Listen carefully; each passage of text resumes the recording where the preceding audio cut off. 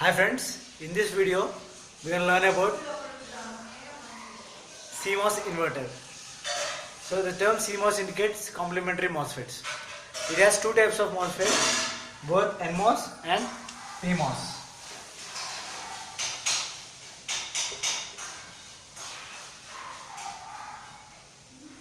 And it has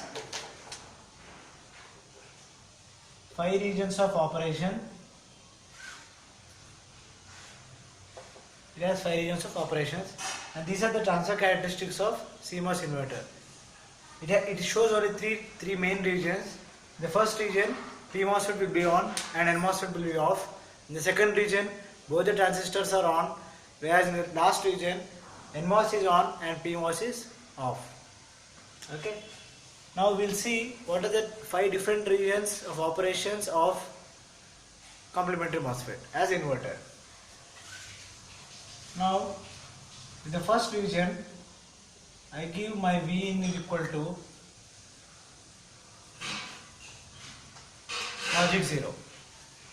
I give my Vin as logic 0. When I give my Vin as logic 0, my NMOS, that means it is equal to 0 volt. NMOS will be off, right? Because the basic condition for NMOS to be on is V should be greater than or equal to Vt, which is approximately equal to 0.6 volt. Okay? And whereas PMOS is on, since Vin is less than or equal to Vt. This is the condition for PMOS to be on. So here my PMOS will be on. Whenever my PMOS is on, now NMOS acts as short circuit. The current, which is the whole voltage, complete voltage VDD, this PMOS, when it is on, it acts as a small resistor and it is dissipated through Vout. So my Vout will be logic 1 or VDD. Okay. Whenever my Vin is logic 0, my NMOS is off, but PMOS is on, the voltage is fully dissipated through a resistor, which is my PMOS, and it is dissipated to output. So this is my output. This is my first region of operation. Okay, then we'll see the fifth region of operation. When my Vin equal to logic 1, that is VDD, then my NMOS is on, since Vin is greater than Vt. Okay, and my PMOS is off. Okay, then my Vout will be logic 0, which is equal to 0 volt. Why? Because whenever my NMOS is on and my PMOS is off, there is a short circuit.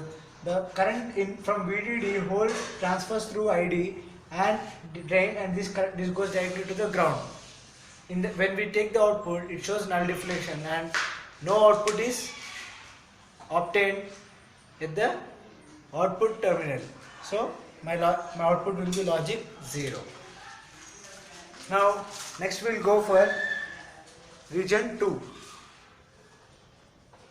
In the second region, my Vin is just above Vt. My Vin is just above Vt. That means my NMOS is on, but in the saturation region, and my PMOS is also on, but in the resistive region. Okay. The same replica of second region is the fourth region. Here my NMOS is on, but in the resistive region. My PMOS is also on, but in the saturation region. Okay. Next. So we have done with first region, fifth region, second region, fourth region. The only region which is left is third region. Right? In the third region, we have our NMOS to be on, which will be in saturation region, and also PMOS will be on, which will be also in saturation region. Okay, currents in the saturation region should be equal and with the negative signs. Right? My IDSN will be negative of IDSP. We know that IDS in saturation region is given by K omega by L into VGS minus VT whole square, where VGS is V in, so we take K omega by L into V in minus VT whole square, right? So when we consider for IDSN for NMOS inverter, NMOS transistor, this will be beta by 2 into V in minus VT whole square in the first equation.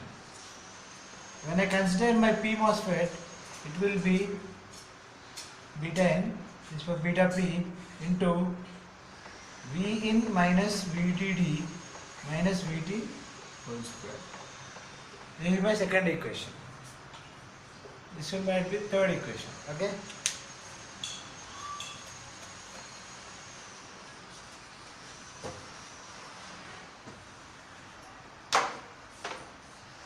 Now put 1 and 2 in 3. Put 1 and 2 in 3 and solve for V in.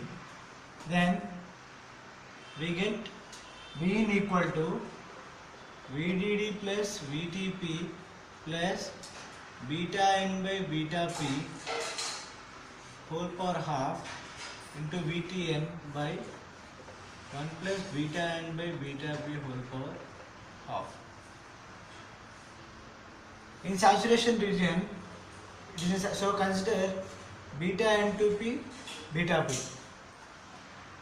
Then we get V in equal to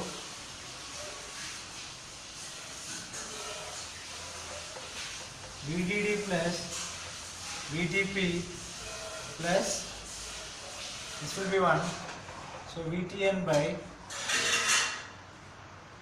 1 plus 1. Now consider VTP should be equal to VT minus N, minus VTN. Okay, this is one consideration, this is second consideration. So I get my V in equal to half VDD is equal to 0.5 VDD. This is the V out also. Okay, so this is my, at this voltage 0.5 VDD, 0.5 VDD, my inverter, in inverter both the transistors works in saturation region, and that is the best region of operation for the inverter, because in this region even the inverter has some gain. Okay, and depending upon these beta values,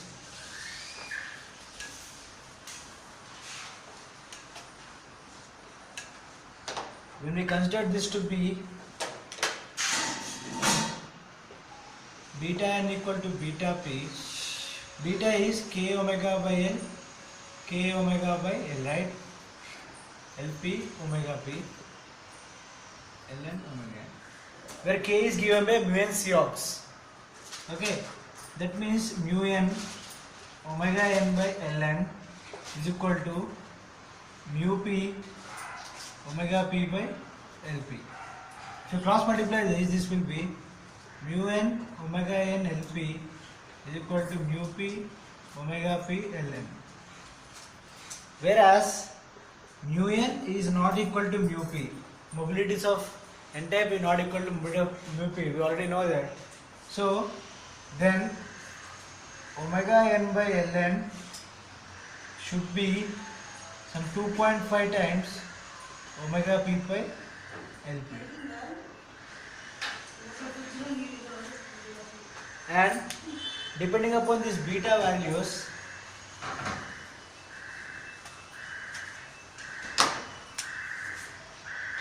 we draw the characteristics as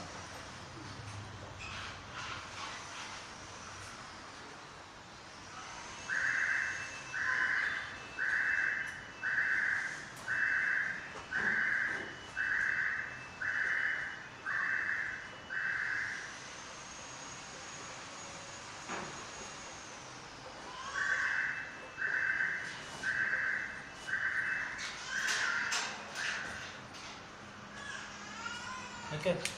Now this is for beta n by beta p is equal to 1, whereas this line is for beta n by beta p greater than 1.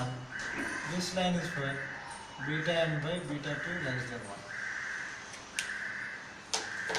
In the large circuits, we do not consider this beta effect, but when we are using an inverter which is a combination of an Pmos and Nmos, this effect also considered into, even we consider this effect. This is all about Cmos inverter and its operation in different regions. That's all for this video. Thank you.